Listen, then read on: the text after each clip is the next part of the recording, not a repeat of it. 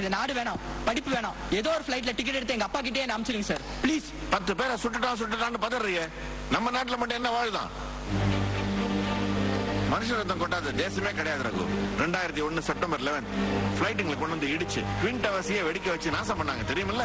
அந்த பில்டிங்ல வேலை செஞ்சவங்கள நானும் ஒருத்தன். ஆயிரக்கணக்கான பேரு என் கண்ணு முன்னாடியே தீப்பிடிச்சு எரிஞ்சு செத்தாங்க.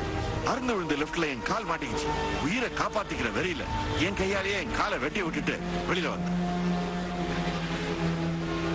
பாரு பாரு பாரு.